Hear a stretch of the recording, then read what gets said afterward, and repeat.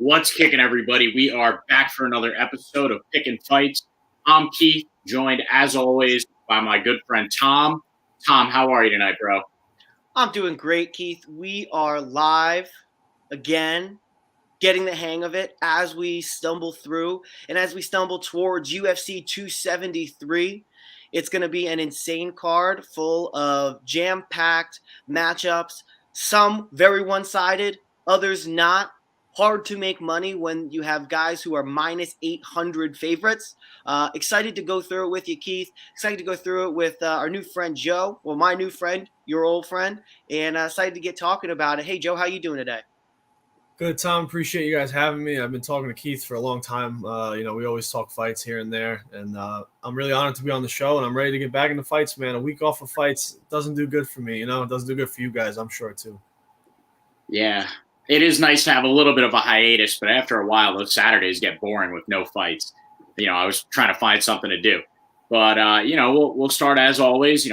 I will say we do have this beautiful 273 card, and you might notice I'm rocking a little bit of a new look. I'm mostly bald at this point, and that's because it's Alexander the Great Volkanovski fight week. I went mostly bald for him. I didn't go full bald yet, but I'm getting there. But that is in honor of who I think is the best active champion at the moment right now in the UFC. But we'll dive into that a little bit later. We're going to start, as we always do, with our prelim locks. And I'm going to kick it off with mine, and that is Alexei Oleinik. So we actually picked against Alexei Oleinik on last week's or 2 weeks ago episode when he was originally slated to fight against Ilir Latifi. But I'm taking him this week because he's fighting Jared Vandeira. And listen, he trained for a way harder opponent in Ilir Latifi. He's another one of those Swedish guys, trains out there with Khamzat and Alexander Gustafsson and all those guys. But Jared Vandeira is straight trash. He's been out-grappled numerous times, and that's really Alexei Oleinik's strong suit. Vandeira is also coming into this one on short notice, and he's in bad shape already when he has a full camp to train for a fight. So that's something to really keep in mind. Jared Vandeira is always an embarrassment, and right now, on short notice, it's going to be straight trash.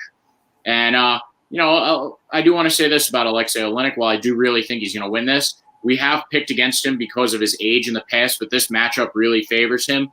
He is 44 years old, which is just impressive in its own right. And, he's looked old against other competition, but he won't look old against Jared Vandeira this week. I do want to say this, too. Alexei Oleinik has 59 wins in his career at 44 years old. So I'm really pulling for him to get this 60th win against really subpar competition in Jared Vandeira. Tom, what do you think about this pick? Yeah, I have to say, Keith, I think I'm right there with you. Not even I think. I know I am right there with you. And here's the reason why. You kind of hit on it a little bit that Alexei Oleinik is trying to get his 60th win and solidify his career. He's 44 years old. I can't imagine he's got too much longer doing this and fighting in the UFC at the top level of competition. But I think there's an argument to be had that Jared Vandeira's time fighting at the top level of competition is over. This is a guy who for a long time was a lot lighter and has bulked up to heavyweight, and he's a big guy, but he just doesn't have that knockout power that we would want to see from a heavyweight at this stage in his career. I think he has a major hole in his game, and that's everywhere. I think Alexei Oleinik is going to be able to get in tight on him, take him down. I just don't think Jared Vandeira, similar to some other people on this card that we may hit on, Aspen Ladd, I think they just don't want to fight anymore, and they're just trying to go out, live out the end of their contract here. Joe, what are your thoughts on this? Couldn't agree more. I mean, I'm happy we're finally seeing Alexei Oleinik fight. The last month or so, we've been teased with him coming in the octagon. And this, like you guys said, this is a huge step down in competition for him. Chris Daukaus, Sergey Spivak, Derek Lewis. I mean, Oleinik seeing this guy's name on the ticket, he must be thrilled. And along with the other MMA fans, we're all rooting for him to get his 60th win. The only thing that worries me is Alexei Oleinik's cardio. But the good thing is Jared Vandeira does not have cardio either. So even if this fight gets extended, I can't see Jared Vandeira putting on a grappling heavy pace on Oleinik like some other fighters may do. And like you guys mentioned before, he doesn't have the power in those big fluffy hands to knock out Oleinik. So I see Oleinik getting a first-round sub here, but even if the fight gets extended, I have confidence in him winning a very gross, very gritty decision. Nice. I like that a lot. So on to our next prelim lock, and this is one that Tom and I actually spoke about before we started filming, and that is Jairzinho Rozenstruik over Marcin Tybura. Now, I've got my own logic, but I'm curious to hear, why do you like Jairzinho Biggie Boy Rozenstruik going into this one, Tom? Well, there's a couple of reasons. And Jairzinho Biggie Boy Rozenstruik, we've seen him fight grapplers and wrestlers before. We've seen him defend takedowns. And at the end of the day, for a kickboxer who's as accomplished as he is, we've really seen him defend the takedown a lot better than people who are pure strikers that come into MMA and come into the UFC, especially to start their career. I mean, this is a guy who fought Curtis Blaydes, and Curtis Blaydes, I think, only got 2 takedowns on him the entire fight. He landed a big flying knee that landed flush on Curtis Blaydes, and luckily Curtis Blaydes was able to, kind of rebound and get the takedown. But, I think Biggie Boy, and as he's comparing here, I think this is a fight that's extremely winnable for him. I think Marcin Tybura is going to look to take him down, and Marcin Tybura in his past few fights, namely the Alexander Volkov fight, he's notorious for, in the inner circles, not necessarily clasping his hands fully once he gets them around the legs and around the butt. And Biggie Boy is going to be a 265, 6'2", dense, heavy-handed, heavy-footed kickboxer. I think it's going to present a lot of problems for Marcin Tybura. I don't think Tybura is going to be able to get him to the ground. And even when Biggie Boys has been able to get to the ground, the only person to really keep him there has been Curtis Blaydes. And even that wasn't for all that long. So I trust in Biggie Boy's ability to keep it standing, or if it goes to the ground, ability to get up, avoid really disastrous ground and pound, which is mainly the way Marcin Tybura is going to win. Additionally, Marcin Tybura, in order to wrestle, you need to come forward. And I think at the beginning of that Curtis Blaydes fight, we saw Biggie Boy move forward. It's hard to wrestle when you're on your back foot. So I think we're going to see Biggie Boy plunge forward, attack the legs with kicks so that Tybura doesn't have as much explosivity when he's going for the takedown.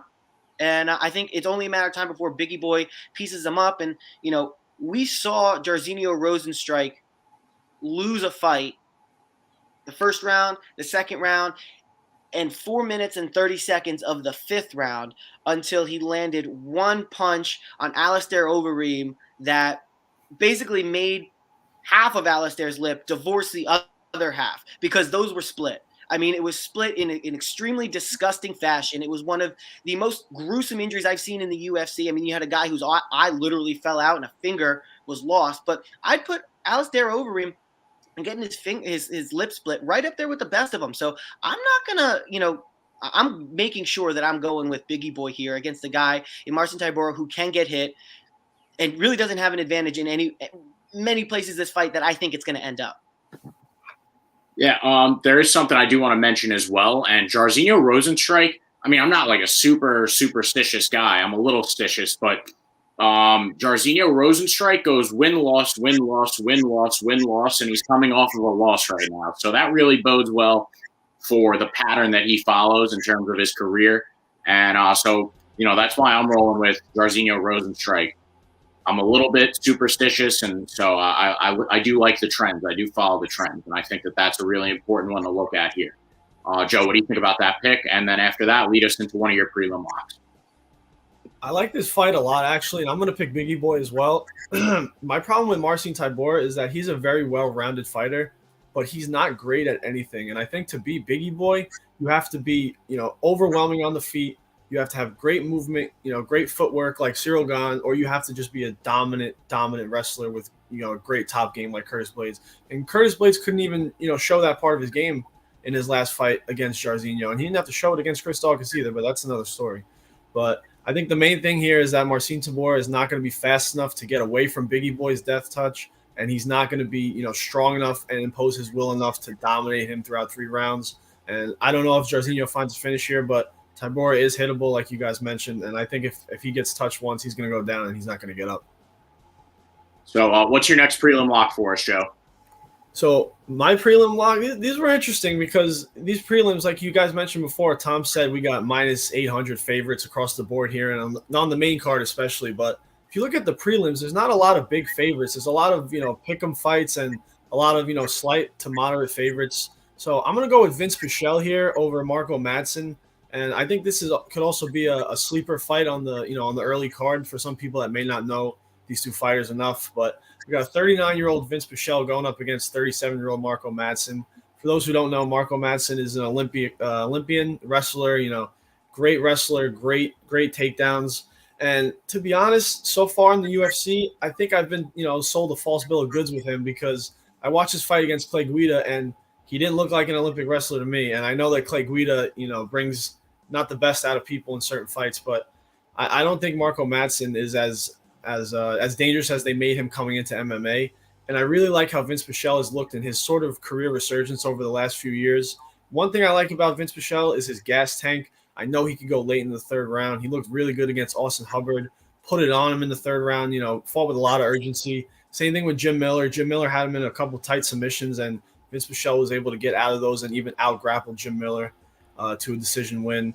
And I think the pressure and the volume from Pichel, we're going to see a lot of leg kicks. I just think that, combined with his awkwardness on the feet, with his footwork and his technique, I don't think Madsen's going to be able to line up his takedowns like he really wants to. And I see Vince Pichel struggling in the first round here, but ultimately, winning a gritty decision. And I can even see him getting a late third-round finish on Madsen here. So for the juicy plus money, give me Vince Pichel by third-round TKO. Oh, I love that pick. Vince Pichel, he's definitely a vet, and he is one of these older guys, like a Matt Brown that we're starting to see. Of course, Matt Brown lost his last fight, but we're starting to see a little bit of a career resurgence here. What do you think about that one, Tom? Yeah, to be honest with you, I'm a little bit nervous about that one because, I know Mark Madsen hasn't had some of the best competition in the past, but, he was able to get a win out of Clay Guida, a split decision. And, when you've beaten a guy like Clay Guida, it shows that you can adapt your fighting style to whoever you're fighting against. Now, the win over Austin Hubbard does look good for Vince Pichel, but I don't know. I'm worried about Madsen's ability to dictate. And I know you cited that he didn't look like a great wrestler over, Clay Guida, but I think Clay Guida is a really awkward guy to fight, which is, when you're a Greco-Roman style wrestler that has a lot of throws and control, Clay Guida thrives in scrambles, so that's just not necessarily the best matchup for him. So either way, I think I am actually siding with Mark Madsen here, but the reason I'm not taking him as a lock is because, kind of for all the points you pointed at, Joe, I think there's a lot of question marks, and I do truly think this is a pick 'em fight. So I'm not ready to call it a lock yet, but I could see Mark Madsen definitely, the Olympian taking the win here by a decision. So I think, we should probably, in all to be in agreement here, we take this fight going the over. Yeah, I have a feeling it'll probably be set at 2.5 rounds, just based on the history between these two guys, like the way that their fights in the past have gone. But I do like the over pick there, but I am also going to roll with Joe's pick with Vince Pichel. Thanks for the shout out, Tyler. Really appreciate it, buddy. Check out Tyler's lacrosse stuff. He's killing it. So, Tom, do you have another prelim lock for us? Those are the prelim locks. There was one other one that I wanted to take a quick look at, and that's going to be Raquel Pennington over Aspen Ladd. And the reason being for that one is I just feel that Aspen Ladd, she had I think it was two fights ago where she came out, she was losing in the first and the second round, and came out in the third round and actually got the finish after she was being yelled at, brutally, verbally assaulted by her corner. And then it created this whole upstart on Twitter of how should you talk to fighters versus if the fighter wants to be talked to. We all remember that, but here's the point. They talked to her like that again in her follow-up fight, and she wasn't able to go get it done. And I think, she went up a weight class, down a weight class. She's, pound homeless when it comes to, what division. She's divisionally homeless. Kay Hansen is, or not Kay Hansen. She's divisionally homeless. Aspen Ladd is. She had a really, really long layoff. She had an injury, and I'm just not so sure that she wants to do this. I think, it takes a really big desire to be able to get punched in the face, not know what's going to happen to you, and continue to move forward with vicious enthusiasm. I don't see that from Aspen Ladd. I see it from Raquel Pennington. I like what she's done in her past few fights, fighting, some of the top echelon of the division. And I just don't think Aspen Ladd, she's been active, but she's been changing around her weights. I don't know if there's been really any consistency. And I think this actually could be one of the last few times we see Aspen Ladd. Wow, Joe, what do you think about that one? I couldn't agree more with Pennington. If we were going to, do another lock, I had her as my next lock as well. I mean, along with Aspen Ladd not wanting to be there, I also don't know how her battle with the scale is going to go this time. It hasn't been one time with her weight miss. It's been 2 or 3 times, and this fight's going to be back at bantamweight, if I'm not mistaken. Her last fight was at 145 against Norma Dumont, and even with that, she didn't have to cut much weight. She didn't look great going into the late rounds. Physically or mentally, she wasn't really there, and her coaches might have to give up on this strategy of trying to, talk the fight into her because she didn't respond to it well last time. So who knows mentally how that took a toll on her as a fighter. Some fighters will take that as motivation, but some fighters could lose a lot of confidence. And I don't think she's in a good spot here against Raquel Pennington, who's fought the best of the best in women's MMA. I really like the Pennington pick in this one. And I've actually got one more surprise prelim lock for you guys. And that is going to be Ian Garry. Ian Garry is a great Irish prospect in his sophomore performance. He's coming out of Cage Warriors, and they're really pushing out some hot talent right now. He's 8-0 professionally, has great fundamental striking. It's a little bit simple, but that's why it works. It really works in that division, and he's got an extremely high ceiling. I think he's actually got a higher ceiling than some of these other prospects that we're seeing right now out of Cage Warriors. Patty Pimblett to be one. But he went up. Then we've got Darian Weeks in this fight, and he went up against Brian Barberena, and that was a really good fight. Darian Weeks put up a good battle, but he ultimately lost by decision. But he's a guy that likes to push forward and walk guys down for the entire fight, and I don't like that against Ian Garry. I think that Ian Garry is the type of guy that when you walk him down, he's easily able to pick you apart. So I also think that this is like a boxing-esque matchup. We've talked about this in the past, Tom, where the UFC matchmakers, very much like boxing matchmakers, take a guy that's a hot prospect and they put him up against opponents that they feel like he could easily beat because this is a highly touted card right now. There's going to be a lot of eyes on this, and he is the main event of the prelims for a reason. He's closing out the prelims because there's going to be eyes on that fight. So, I really think that they made this matchup very intelligently for Ian Garry. And, they expect a lot from him going forward. He's another Irishman. He's quoting Conor McGregor after his fights. He wants to fight on the same card as him. And they don't put guys that don't attract eyes onto a Conor McGregor card. So I think that this is probably his penultimate fight before Conor McGregor comes back, probably for International Fight Week, July 4th, that weekend. And they really want to build up this Ian Garry character. He's about a minus 250 favorite the last time I checked. So I do like Ian Garry to win by knockout. I'm very curious to see what those lines are going to look like. We just got a comment from our friend over at Men of Order, Cassius Cam. He said that Garry has an excellent pull cross counter too. And I absolutely have to agree with Cassius Cam here. I'm a big fan of Ian Garry. I really like him going forward, and I think he's got a very high ceiling. What do you guys think of that? Tom, what do you think of that Ian Garry pick? Yeah, I'm right there with you. I like Ian Garry, and similar to what you were saying about boxing, is they don't want to see this guy who's a hot prospect. They don't want to see him, they don't want to see that flame go out. And here's the other thing too, Darian Weeks, he's got, he's long, he's lanky for the division, he's a powerful guy, but his fights up to this point have been just a little bit questionable. I mean, the loss to Brian Barberena sticks out for me personally. And then when you're fighting guys like a 3 and 4 out of LFA in your final fight there, it just 9-3-1, not bad by Dustin Parrish, but I'm just a little bit concerned when I look at the strength of schedule for Darian Weeks. He doesn't have that one punch knockout power that I think you're going to need in order to put a guy like Ian Garry away. I think there's a reason that this is the last fight on the prelims before we head up to Mackenzie, Dern, and Tecia Torres.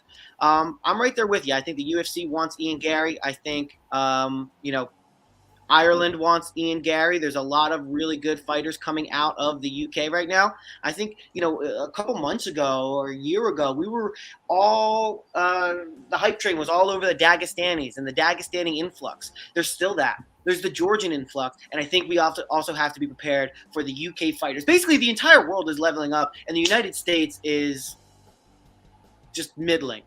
Joe, what do you think? You guys make great points, and I love that you brought up the strength of Darian Weeks' schedule, because if you look at his record, he was fighting guys that he really should be beating, and there's not a lot of tape on him, but if you look at the tape, he's not performing as well as you'd want him to against those wins that he should have, if that makes sense. I like Ian Gary in the spot. The only thing that really worries me is that his first fight, he came in against Jordan Williams, he had a rough start to the first round, and all it took was one shot. So I think if the fight plays out similarly this time, Darian Weeks, like you guys mentioned, his power, he's not going to be able to really put Ian Gary away with that one shot. So I think the volume over time may give Ian Gary some problems, but Ian Gary has that one punch. And I also think I wouldn't be surprised if Ian Gary showed us a little more of his grappling in this fight. He's at Sanford MMA now. He's got a really good top game. If you watch some of his tape from Cage Warriors, he's got brutal ground and pound, and his jiu-jitsu is pretty slick. But most of the time, he doesn't have to take the fight there because he just wins on the feet, and he's got great kicks. So I got to agree with you guys that Ian Gary, and like you said, the UFC knows what they're doing with these prospects. Yeah, absolutely. I love that we're all in concurrence for our prelim locks for the most part. We had a little bit of division there with the Vince Pichel pick, but I think we could all probably agree with the over there if it's set at 2.5, especially if it's set at 1.5 for the rounds. But, we're all pretty much in concurrence there. So if you're watching at home right now, you already have an idea which way to go for your prelim picks. But now we can dive into the main card. And first up, we've got Mackenzie Dern versus Tecia Torres. Now, this is a fight where, these odds have kind of jumped back and forth, right? We had Mackenzie Dern as an underdog and Tecia Torres as the favorite. Now it seems to have flip-flopped a little bit. But in my opinion, I do like Mackenzie Dern in this fight. And, that's mainly because Torres, she is small. She does have advantages that, she can use against Mackenzie Dern, right? And when you're small going up against a great Brazilian jiu-jitsu fighter the way that Mackenzie Dern is, maybe being small gives you the ability to avoid submissions, pop up a little bit more quickly. But I think that Mackenzie Dern is going to take down Tecia Torres so often that it's like, how many times can Tecia Torres really get up and just pop back up to action? And we have spoken about it before, that women's fights, this is a constant point that we talk about on this show. And a lot of people, maybe they're starting to catch on to this, but women's fights are really heavily judged on control time on the ground. That's a major thing they look at. They don't really look so much at damage on the ground like men's fights do. They really look at who is just owning the fight. So I like that for Mackenzie Dern here. I think that even if Tecia Torres can pop up a few times, maybe in the first, there's only so often that she can keep getting back up to her feet. I think Mackenzie Dern is going to own this one on the ground, especially as we get later on into the fight. Tecia Torres definitely does have the striking advantage. But, I just think when it comes down to it, it's going to be a dominant ground performance for Mackenzie Dern. She's a little bit of a funny character. She had a very distinct, Midwestern American accent and then moved to Brazil to get better at her jiu-jitsu, and now she has a thick Brazilian accent. But, I do like Mackenzie Dern in this one. So that's who I'm rolling with here. Slight favorite at the moment. We'll see how these odds flip-flop back and forth. This is a little bit tougher of a fight to pick, but that's just how I think it's going to go down. Tom, what are your thoughts about that one? And I am on the tiny train, not because I myself am on the smaller end of stature, but I'm going with Tecia Torres because I think the tiny power, the tiny tornado, to the tiny T, whatever name she's calling herself now, Team Tiny. I just think that in women's MMA, when you're light, being smaller can sometimes help you when you're going up against a grappler. And, Tecia Torres absolutely is going to piece Mackenzie Dern up on the feet. This is going to be ultimately we're going to have to find out, is Tecia Torres going to be able to defend the takedowns of Mackenzie Dern? And looking at some of her past fights, signs point to yes for me. And call me crazy because of that, because, I know we all talk about Mackenzie Dern and this and that, but something that is a fact that may or may not be spoken in women's MMA, hot women get the boost. That's just a fact. If you're hot, you're probably going to be notable. Valerie Loretta in Bellator comes to mind. Kay Hansen and her OnlyFans comes to mind. These fighters that maybe are mid caliber in their skills, the addition of being hot, having an ass, any of that is going to be rocket fuel for their popularity. And I think that is part of what Mackenzie Dern is benefiting from in a lot of cases here. I think Tecia Torres has this one, and I think it's going to be a long fight. I think it's going to go the distance, but I think Tecia Torres is going to be able to land some strikes on the feet, and I don't expect her to get taken down as quickly or as easily as maybe some people are. And just a quick look over at Tapology. We have Mackenzie Dern, 62% by submission, getting 68% of the 2,000-plus votes. Call me a contrarian. I'm going with Tecia. Yeah. Hey, maybe you caught me in this one. I do have the tendency to pick the more attractive women in a lot of women's fights, but my record when it comes to women's fights is still pretty good.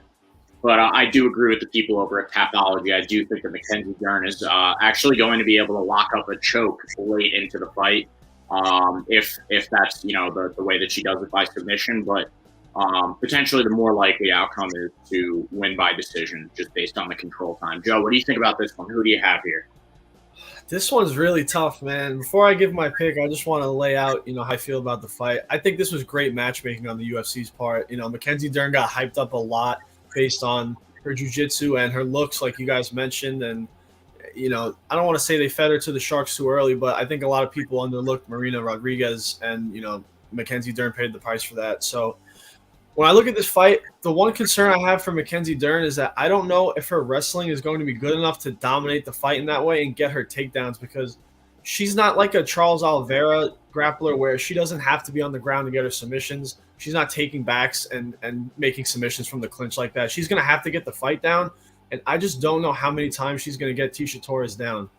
Tecia Torres, like you guys said, she has a lot of advantages on the feet. She's a lot faster. She throws more volume. Her footwork is good. She's going to be in and out.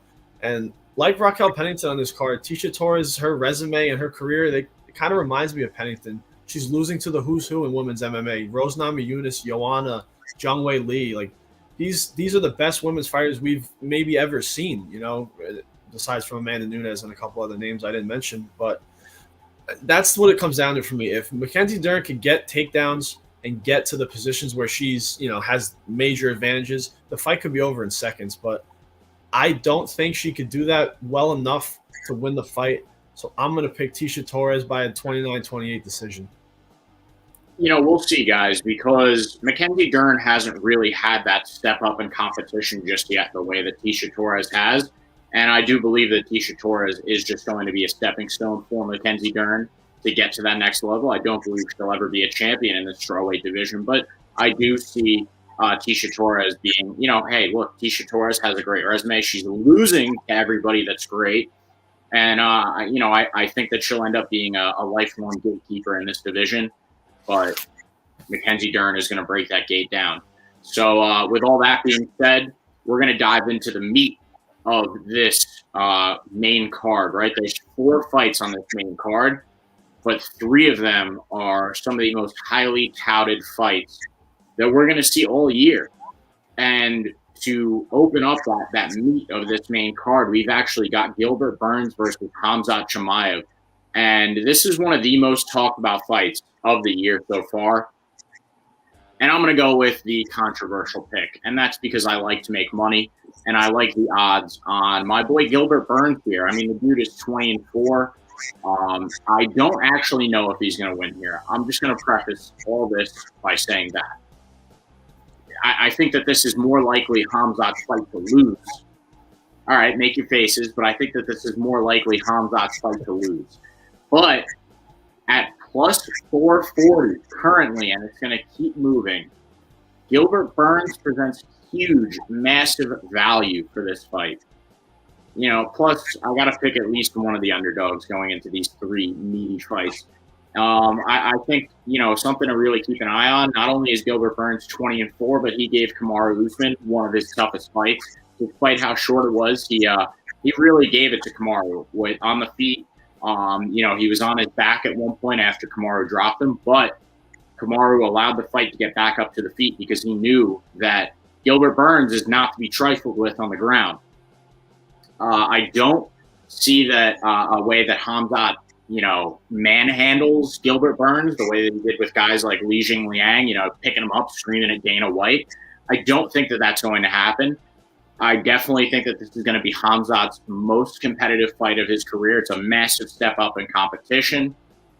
Gilbert Burns will probably land a few shots on Khamzat Chimaev. Khamzat has absorbed, I can't remember the numbers off the top of my head right now, but I believe it's like 8 strikes over 4 fights. It's something insane like that. But massive leap up in talent here. And, while Khamzat does feel like the more likely winner, it's his fight to lose. I think that Gil Burns is, he's used to those longer fights.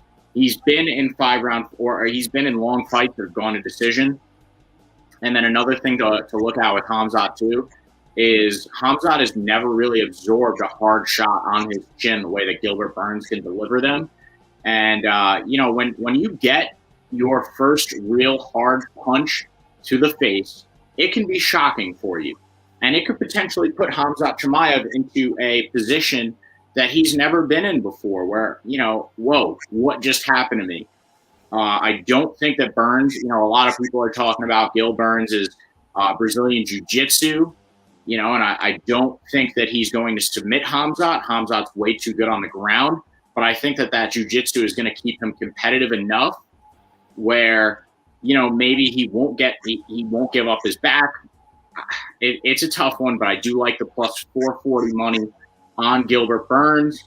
And I think another thing to look out for too is in the past, Gilbert Burns, when he comes into these high pressure fights, he's made bad decisions, but he really seems dedicated after that Kamaru Usman one where he made bad decisions and was overly aggressive to sit back a little bit more, be smarter.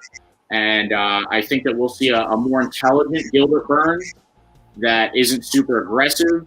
He will have learned from that Usman fight. And he's going to come into this one with a good game plan, a really solid game plan. He said that he hired 3 secret weapons to help him out to train for Khamzat. So this is really Khamzat's fight to lose. When Gilbert Burns catches him with one on the chin, it's really going to stun Khamzat. So looking forward to this one, but I'm taking the Gilbert Burns plus 440 money line. I see it going similar to Covington versus Maia with a finish from ground and pound. Oh, Khamzat by TKO. Wow, that's an interesting one. Well, let's toss it over to Tom. The faces you were making before makes me think you're taking Khamzat here. But what do you got? Yeah, dude, this is your guy.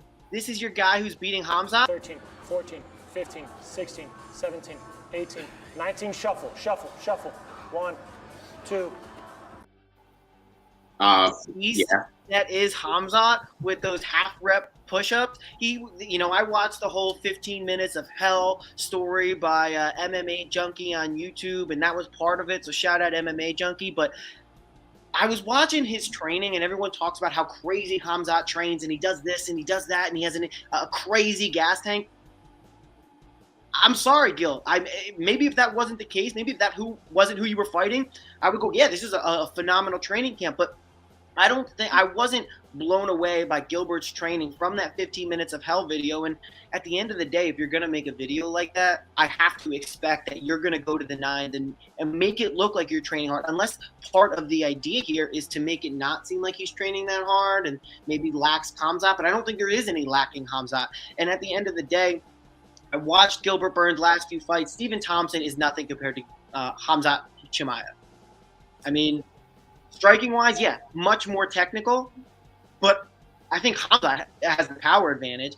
Also, you're looking at 2 guys who really shouldn't be in the same weight class. Gilbert Burns is a 155er that's had success at 170, but he's smaller than the schmo in a lot of the videos and a lot of the interviews that they do. Khamzat Chimaev's a big guy. I mean, he's strong for 85. He out-grappled Jack Hermanson in a pure grappling match. I don't see Gilbert Burns having the success with jiu-jitsu against a guy. Listen, this was always the thing for jiu-jitsu. Jiu-jitsu is made where a smaller guy can beat an unskilled big guy. In this case, you have a very skilled smaller guy who, by the way, can you name me who Gilbert has submitted in the UFC? I did not say that Gilbert Burns was going to get a submission in this one. I only said that jiu-jitsu was going to keep him competitive enough on the ground to not be submitted by Khamzat. So. Potentially. But I think Khamzat is much more dangerous with the grounded pound strikes, with the aggressive kind of almost Khabib-esque trademark style. We haven't seen a lot from Khamzat, so it's really hard to pinpoint what type of style and what he's going to do at every point in the fight. But everyone who trains with him, from Sean Strickland to Darren Till, these guys are raving about how this guy trains, how crazy he is, how good he is on the ground, how good he is on the feet, that we haven't even seen 20% of what this guy has to offer. And at the end of the day, those guys are the experts. I'm going to take their word for it. I'm going with Khamzat Chimaev with the under. Well, it depends on what the under is. I like him in the first 2 rounds. This is a 3-round fight. I like Khamzat Chimaev getting a TKO in the first. What do you think, Joe? Yeah, this fight is going to be amazing, man. I mean, Khamzat could be something that we've never seen in the sport before. And I'm sure you guys have been watching fights for a long time. We've seen prospects come up the ladder and beat all these guys. And then once they run into their tough test, they go back down and they have to start all over again. But if Khamzat could beat this test with flying colors like he has the last ones, this might be a prospect like we've never seen before. So you guys mentioned Gilbert's grappling, and it's going to help him a lot in these scrambles and these clinch situations. But when we put the skills aside here, Khamzat has 4 inches in height and 4 inches in reach, I believe. And I just think that Gilbert is going to have trouble finding his shots. Keith, like you said, that shot on the chin that he's going to be landing on Khamzat, I think it's going to be a lot harder for him to get in that distance and find that shot, because Khamzat could be calm and calculated like we've never seen him before, or he could just start the fight how he did against Li Jingling and just go after Gilbert. And in a firefight, I like Khamzat because, like we saw when Gilbert fought Usman, he blew his load a little early. He looked good in the first round. Then he was questioning himself later on. He started getting hit with that jab, and the facial expression changed very quick. And I think the same thing can happen here with Khamzat. On the contrary, if Khamzat wants to keep it cool and calculated, I could see him winning the striking exchange with Gilbert. And I don't know how Gilbert is going to get through that distance without getting hit. And we've seen the power from Khamzat. We've heard all the stories. Tom made a great point. I love listening to MMA, fighters, coaches, veterans. When they have opinions on guys and when they have very strong feelings on people, I listen, because most of the time they're right because they know what they're talking about. So I like Khamzat in this fight, and I try not to let odds sway my opinion. But as I saw the line for this keep going up and up and up, and I kept doing my work, I kept watching film, I kept, researching. I just like Khamzat more and more. Me and Tom were talking about this before the show. I see so many paths to victory for Khamzat, and I only really see, Gilbert winning a very gritty decision, or maybe catching it. I can't even say it out loud. I don't see him catching Khamzat in the sub. I just think the physicality is going to be way too much. I think Khamzat Chimaev is more than real. I think he's here to stay, and I think he's going to have another highlight reel finish on Saturday. I'm going to go with Khamzat Chimaev by a 2nd-round KO. Wow. All right. Well, I agree with all you guys' points. And like I said, I just want to reiterate this so that when somebody clips it and says how stupid I am on Twitter, I'm taking Gilbert Burns because A, it's Khamzat's fight to lose. B, Gilbert Burns is plus 440. And that's massive value there, potential value. And C, because Khamzat is still a little bit of an unknown, as you guys stated before. So, there are all those things to consider. And when you have that juicy plus 440 money line, it's so hard for me to stay away from a guy that I know what he can do, and I know that this is Khamzat's fight to lose. We'll roll into the next one now. We've got the we're running back the Bantamweight Championship, and really controversial one the last time around. It's not Alexander Volkanovski versus the Korean Zombie. This is Petr Yan versus Aljamain Sterling, correct. Aljamain Sterling pushed an incredibly fast pace from the jump in that last fight, right? It's very important to go back and look at that last fight. But, Aljamain Sterling was gassed because of the fast pace that he pushed the first time around. But he couldn't really do anything, in terms of damage against Petr Yan. And just in the first round alone, Yan completely dominated Aljo. He dropped him with a nice right to the face. Maybe like 3 minutes into the fight, he put Aljo on his back with a low kick a minute later, dropped Aljo on his head with a takedown, took his back. It was just domination out of the gates. And Aljo, he was so tired that later on he began to just telegraph his takedowns. And then up against the cage, he began to dedicate a lot of energy to still trying to take Petr Yan down, in which he just stuffed those takedowns again. Later on, we see, as we get into the fourth round, that Aljamain Sterling's body language is so incredibly bad. They ask him in his corner, "How are you feeling?" And he goes, no response, no verbal response whatsoever, just a deep, ugly breath. Bad body language. And I don't think, I'm going to talk about intangibles with the next two guys, but I think that when it comes to the intangibles, like a championship mindset, Aljamain Sterling does not have the mindset to push through adversity. And we saw it. He would rather receive an illegitimate belt, become a paper champion, and then cry when people get after him online about it. There are a few things to notice in this one, though, because, Aljamain Sterling did have this alleged neck injury that he's had since his really good college wrestling career in Division III. And apparently that's been bothering him for a long time. He got that taken care of. That's why he's been out for so long. This could potentially be an Aljamain Sterling with better stamina. He looks like he has really low body fat right now, like incredibly low. He looks to be like he's in the best shape of his life. And maybe this is an Aljo with a better game plan, less, looping, spinning strikes, more fundamentals. But those are a lot of ifs and maybes, and I don't like those going into this. One thing that I've noticed, though, and this would be the ultimate irony going into this fight, is that Aljamain Sterling likes to throw flying knees, and Petr Yan has a real hole in his striking defense when it comes to flying knees.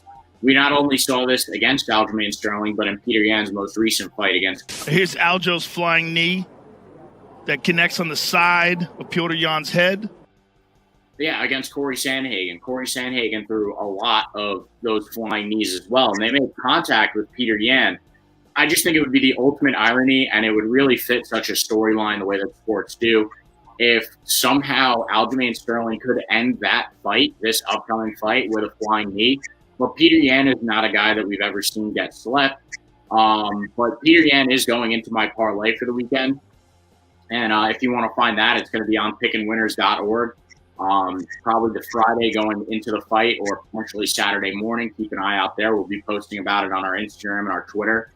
But I will be sprinkling just the slightest bit on Aljamain Sterling to win by knockout, actually, via flying knee. But I think that this is, again, it's Petr Yan's fight to lose. The odds really indicate it, and they're really accurate here. He dominated Aljamain Sterling in that first fight, had him gassed, put him into a position where it didn't even look like he wanted to be there anymore. And when he was given the opportunity, he left. He did not want to have anything to do with Petr Yan at that point. One other funny thing to note, though, is going back and watching that fight and listening to the commentary, is Joe Rogan said at one point, Aljamain, trying to get in there and grapple with Petr Yan is trying to instigate an entanglement. And DC started laughing at that. Joe Rogan said, "Sorry, Will Smith. Well, it's been, almost over a year. That was like that red table talk with Will Smith and his wife at that point when they spoke about, her entanglements at the time. And now we're seeing the Will Smith slap and everything come. So it's just funny how everything lines up. But Petr Yan, I'm rolling with him. He's going to be in my parlay because he's such big money, such a big underdog. I'm taking him by decision, but I'm also going to be sprinkling that little bit on Aljamain Sterling to potentially win by knockout via flying knee. It's like a fantasy thing. It's a dream, but, I still don't like Aljamain Sterling anyway. But we'll toss it over to Tom. What do you think, Tom? Yeah, I'm a little bit boring in that regard, and I just don't see how Aljamain Sterling beats Petr Yan. I just don't see it. Like, I don't think Petr Yan has ever lost via, I don't think he's ever been knocked out. I know he's 16-2, and one of those losses is technically to Aljamain Sterling. I'm trying to look back through and see if we can look at his history here and see if we can find the person who has his other win. And I think it was a very, very long time ago, if I have to be honest. I don't think Petr Yan is going to get knocked out here by Aljo. I mean, we saw him just take that knee right off the head and, keep it moving as if it was nothing. Looking down here at Petr Yan's history, we're looking back at his Tapology page. I mean, we have wins over guys like Jose Aldo, Uriah Faber. This guy has truly fought everyone he needed to fight to get here. He lost a split decision back in 2016 to Magomedov. And, anytime that a guy's first name and his last name are the same thing and it has a V in it, that's going to be generally a pretty good opponent right there. So almost forgivable when you consider that was 4, 5, 6 years ago.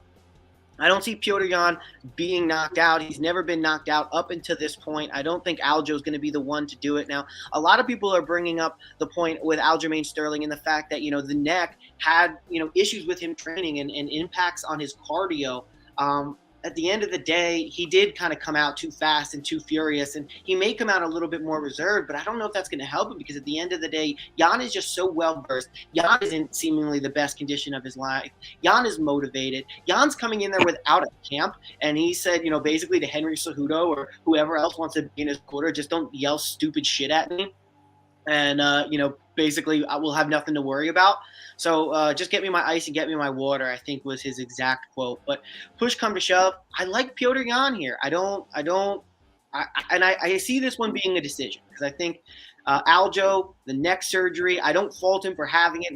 We talked about it last week on our bi-week show that, if I'm the champion, I'm making sure for my first defense that I'm going to be 100%. So I don't fault Aljo for doing what he did. I fault him for acting like a pussy and just a crybaby. And I mean, you articulated it perfectly. He, after the third round, let out the big ugly breath. You could tell that he had no energy left. So his first opportunity to where he could potentially get out of the fight without a loss, but additionally with a win. It's not that he couldn't continue. That knee landed flush. He probably couldn't continue. It was probably the right decision to end that fight there.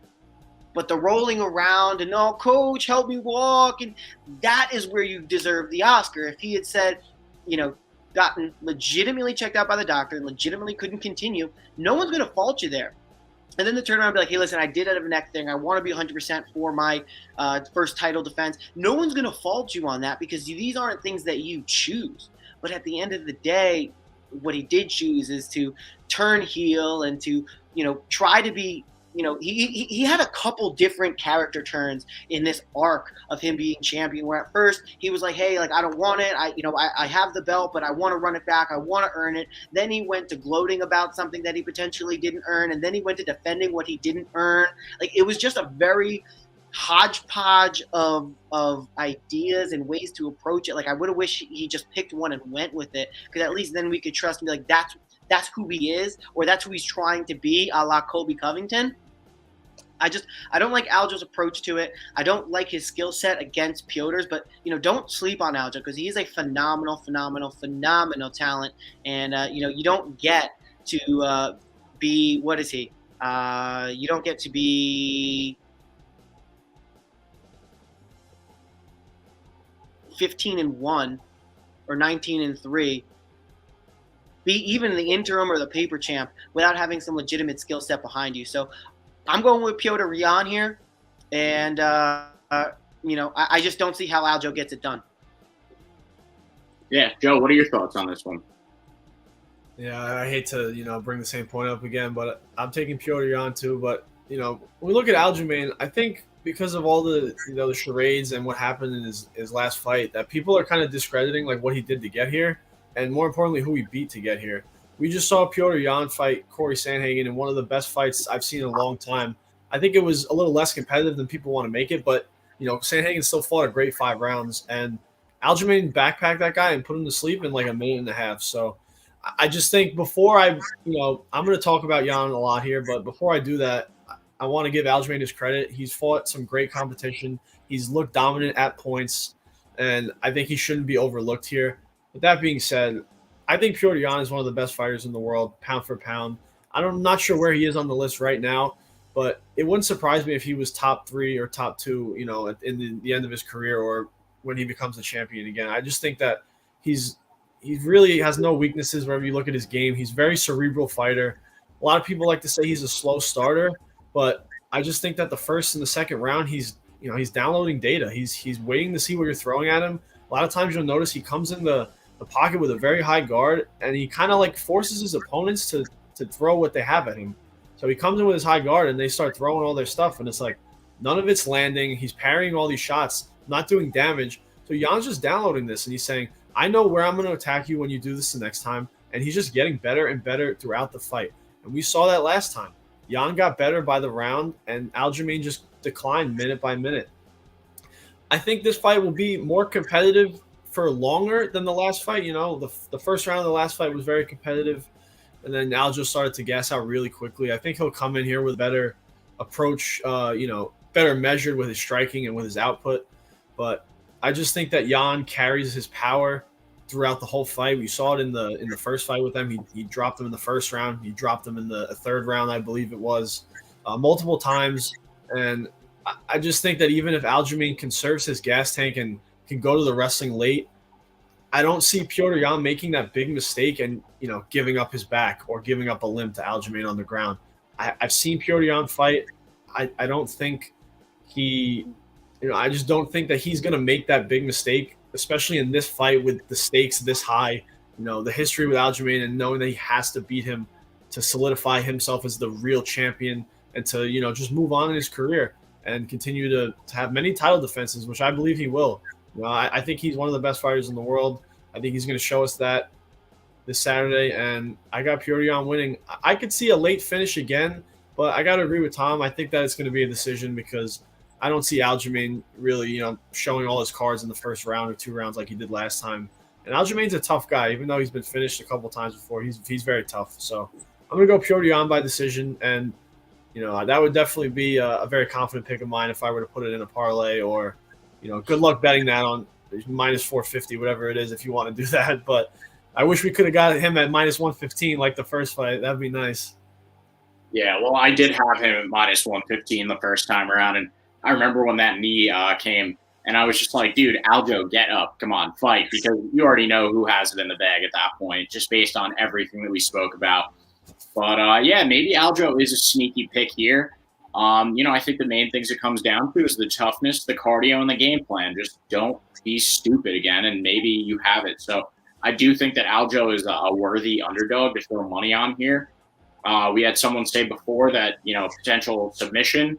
This is something we brought up when I brought up, maybe that sneaky Aljo knockout. Petr Yan is not a guy that has ever been submitted or knocked out. And I don't think it's going to come by way of submission because every time Aljo brought him to the ground, he had an immediate answer for it up against the cage. He had an answer for everything. And, I think another thing to keep an eye on, too, is when Petr Yan fought Uriah Faber. They were in a clinch up against the cage in which Uriah Faber had Petr Yan's back, and Petr Yan ended Uriah Faber with a kick, a spinning kick right out of that nasty clinch. So I do really like Petr Yan here, but I think Aljo is a good sneaky underdog. But Petr Yan is going to be in my parlay.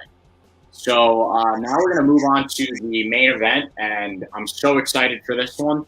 And one thing we got to keep an eye out for, too, is Petr Yan was actually training. It came out on the Countdown show for UFC today. Petr Yan has been training with the current featherweight champion in this fight, and that is Alexander Volkanovski. It looks like Petr Yan's been training with pretty much everybody over at City Kickboxing as well as Tiger Muay Thai. So, a lot of great striking training coming into this one. But there's not a lot to say about this main event, right? I think that out of the past 3 fights or the 3 fights that we're speaking about right now, the odds are really the most indicative of how this fight is going to go. And that's because the Korean Zombie has no answers for Alexander Volkanovski here. And Volk has shown that with 2 wins, as controversial as they may be, over the best striker in the division in Max Holloway, and the best grappler and Brazilian Jiu-Jitsu practitioner in the division in Brian Ortega. Volk has some of the best strategical striking, courtesy of probably City Kickboxing and all the great striking minds he trains with there. But he changes up combinations consistently. He uses his leg kicks well, attacks the body when he senses that his opponent is really expecting an attack to the face or to the head. And we saw it against Ortega too. He was the aggressor for almost that entire fight up until the 5th round. He walks his opponents down, unloads on them. He doesn't have crazy finishing power. Most of his fights do go 5 rounds, but he does like to put them in really uncomfortable positions. And another thing we got to keep in mind is we haven't really gotten to see this Volkanovski that used, those rugby tackles because he is a former professional rugby player. But, he's just so good at getting out of those uncomfortable positions. We saw it especially against Ortega in the last fight, one of my favorite fights of all time. 3 submissions in the 3rd round that he escaped from. That guillotine that was in so deep, Volkanovski was gurgling and trying to kick his way out, and eventually it just came down to toughness more than anything. How did the Korean Zombie get this fight? That's a really good question. It doesn't make sense to me at all. But, I think that the Korean Zombie would be crazy to go to the ground with Volk. And, I spoke about this with Aljamain Sterling, and it's what stands out to me the most when it comes to speaking about Volk is the intangibles. Alexander the Great has this belt, and I don't think he's going to let anybody take this belt from him, and that's because of his champion mindset. That guillotine choke was so deep. He was dropped, and he was put right into it. Great game plan by Brian Ortega, and that would have finished anybody.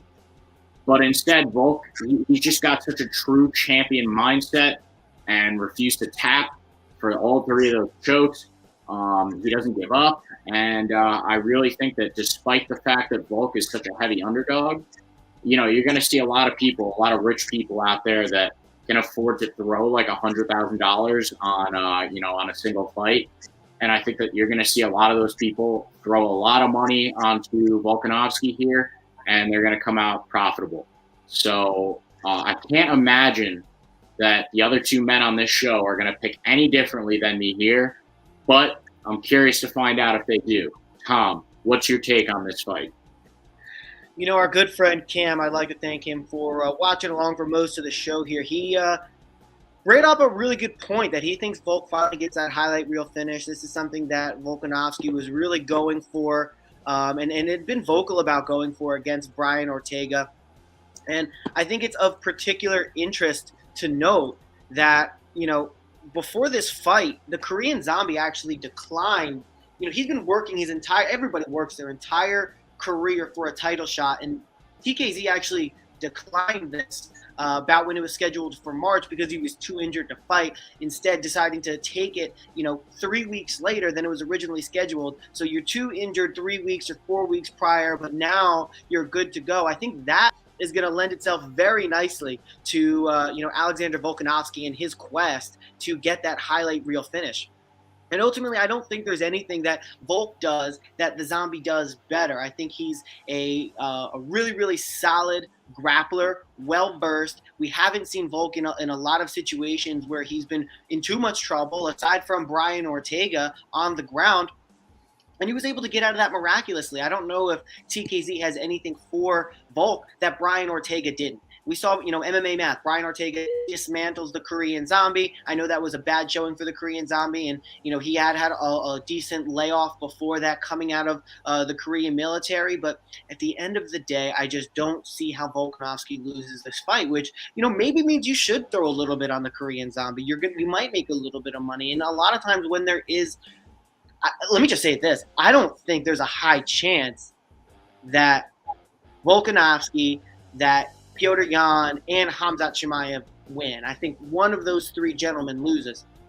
So that being said, I don't see which one loses, but for me personally, when everybody is so one-sided, it makes me want to pick against it. Although I just don't have I don't see how any of these fights. I don't see how it gets done. I don't see how Aljo finishes Petr. I don't I mean, maybe Aljo can win a decision against Petr, and that's probably the most likely upset. I don't see Gilbert Burns lasting 3 rounds with Khamzat Chimaev. I killed him all. You know how crazy he is. So, like, I don't see that happening. And then Volk is just a consummate professional. He, when you look at guys that you can idolize and go, that's a champion. That guy acts like a champion, walks like a champion, talks like a champion. That's Volk, man. He's a guy that, I think he could next be in line for one of the highest paid fighters. I think he needs to get up his interesting factor just a smidge, but he's that family-friendly guy, almost like a Stipe Miocic, who's just going to mind his own business and just be a consummate professional day in and day out. I like Alexander Volkanovski here, and I think he's going after something more here. I think he's going after not just solidifying his career, but solidifying his legacy as a UFC Hall of Famer, potentially one of the best featherweights of all time. I love that. That was great. Consummate professional, true champion. I love those points. Joe, what do you think about this one? Wouldn't it be a great underdog story if the Korean Zombie went and served his mandatory military time, comes back, goes through the ringer in the UFC again, just to get to the champion and get absolutely mauled? This is not going to be close. I got Volkanovski winning here by however he wants. Going back to the points I made about Petr Yan, I think a lot of the same about Volkanovski. You guys hammered the point. Championship mindset. He's so cerebral, so smart in the octagon. And one thing with Volkanovski that amazes me is that every time he gets back in there, it seems like he gets better. And when you're the best featherweight in the world and you're competing for legacy and you're trying to find these highlight reel finishes and you're trying to prove to everyone that you're the best to do it in the UFC right now and maybe ever in your weight class, it just amazes me that he comes in there with little improvements. And then some people may not notice these things, but he is getting better. And I just think that the Korean Zombie, the comment left earlier, how did he get this fight? I really want to know how he got this fight too. I mean, I guess they ran out of, once Max pulled out, they didn't really have many options at featherweight. They wanted to get Volkanovski back in there, get him a title defense. So the Korean Zombie was the next best one, but I don't see any paths here. When you see big underdogs like this, I try to find a way for them to win that I could visualize happening. I just can't see it here. Volkanovski has the advantage everywhere this fight goes. Another point I want to make is that the Korean Zombie got his name, the Zombie, off of how durable he was and how often he would get in these firefights, and he could take one to give one, and he had this crazy pace. I don't think he's the same guy anymore. I don't think he's that durable, and I don't think his chin could really hold up the way it did, 5, 6, 7 years ago. And when you look at this guy's resume, he comes back from his military service. He beats Dennis Bermudez, Renato Moicano, Frankie Edgar, and Dan Ige. You're telling me this guy is going to go fight Alexander the Great and beat him in the main event at a pay-per-view? I'm not sold. I like the Zombie. I like him a lot. I'll be rooting for him for a Hail Mary shot, but I just don't see it happening. I got Alexander Volkanovski. I think he dominates the fight all the way through, and I think, like you guys said, he gets that finish that he wants. I think it's going to be a 3rd or 4th round TKO by ground and pound. I love it. Yeah, and I was just looking at that from Cam. He's going to destroy Korean Zombie's front leg. Yeah, that's something I brought up before, with that strategic striking. He really does know, hey, he's expecting something up high, and he uses those leg kicks really, really well. So, guys, we ran down all of our prelim locks. We went through the entire main card. So we're going to finish up this episode, as we always do, by running through our picks one last time for anybody tuning in here at the end. So I'll kick it off. And I've got, for my prelim locks, Alexei Oleinik, Jairzinho Rozenstruik, and Ian Gary by knockout. And then for the main card, I've got Mackenzie Dern. I'm riding with a heavy underdog here. Like I said before, if you missed it, go back, tune into my logic as to why I said I actually think Gilbert Burns might win this one, and I'm taking him at that plus 440 juicy money line. Khamzat's fight to lose. And then I'm taking Petr Yan. I'm going to probably do a double chance bet here, right? Like I like decision or knockout.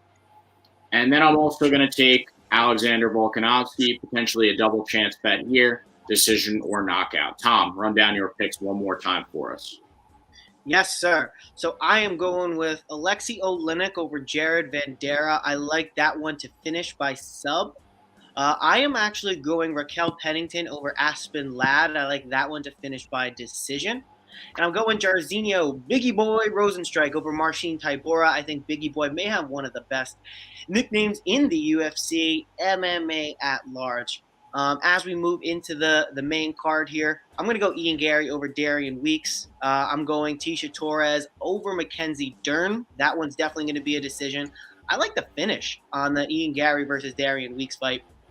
Definitely finished. Definitely Khamzat versus Gilbert Burns. I'm sorry to say, because Gilbert's such a nice guy, but I think ultimately that's going to play against him here with how crazy and how much of an animal Khamzat is and coming into his own. And his character is truly unique, and he doesn't have to fake anything. You could tell it's genuine, and that's what really sells. Colby Covington, you could tell he's faking, and he's actually a nice guy. It does still sell, but when you're actually that guy, kind of like, Shale, it has that extra pop to it. So I'm excited to see what Khamzat does. I'm excited to see how he comes out. I'm excited to see his post-fight, conference. I killed them all! It's just so much fun. I'm going Petr Yan over Aljamain Sterling. I actually like that one by decision. I think both guys are going to show up. I think they're both going to be game. I just think Petr Yan is just a little bit better than Aljamain Sterling at this stage of their careers, and I don't see how Petr Yan loses to really anybody at 135 pounds. And then finally, I'm going with my man Alexander Volkanovski, Alexander the Great, Alexander the former rugby player, Alexander the former 215-pound brick shithouse over the Korean zombie Chan Sung Jung. Joe, you hit the nail right on the head. His name is the zombie for a reason, because he gets punched in the face and he continues to walk forward. That, in combination with a guy who hits really hard, is not a winning combination. What do you like, Joe? Yeah, so my prelim picks, I'm going Vince Pichel, another great nickname. Vince from Hell Pichel. Keep an eye out on him. The battle of the old guys against Marco Madsen. My next prelim pick is Raquel Pennington. This is more of an Aspen Ladd fade, but I really do like Pennington in this spot, and I think even on short notice, it's a good matchup for her. We go to the main card. I'm riding with you guys, Ian Gary. I think he gets the finish, late first round, early second round. I'm going Tecia Torres by decision, which should be one of the most competitive fights on the card. I'm going Khamzat by second round KO. I just think that this phenom is unlike, I should say, anything we've ever seen in the sport, and I think he's going to prove that this Saturday. I got Petr Yan by fourth round TKO. Earlier I may have said decision, but I look back at my notes and I just have these visions of Petr Yan dropping Aljamain multiple times in this fight, and I just don't know how Aljamain's physical, but two, his mental is gonna, he's gonna fight through that. He's getting dropped by the same guy. He's fighting him, for the second time. He won the first fight. So this guy's just going to keep putting him on his butt, and I don't think he's going to want to get up. And this time it's not going to be because of an illegal knee. It's going to be because his lights get put out. So I'm going to go Petr Yan by a fourth-round finish. And in the main event, I got Alexander Volkanovski. No surprise there. This is going to be a great card. I'm so excited to watch it, and I really appreciate you guys having me on today. Well, thank you for joining us, Joe. It was an absolute pleasure. You really know your stuff. And I do want to say, Tom, thank you again for joining me on this show. And thank you to all the people who stuck around for this entire episode. We're very happy to have you here. Please, like it says down below, like, comment, subscribe. As you see, if you do comment something, we will interact. So if you have any questions out there for us going forward in further episodes, feel free to drop them in that comment section down below. Follow us on our Instagram and our Twitter @_Pickin Winners. And check out our individual Instagram page for Pickin Fights @Pickin Fights, and our blog, which is pickinwinners.org. Tom's doing a lot of great content with Overtime Heroics. We teamed up with menoforder.com. So we've got a lot of great stuff coming for you in the future. And thanks again. Have a great night. Overtime Heroics. Well,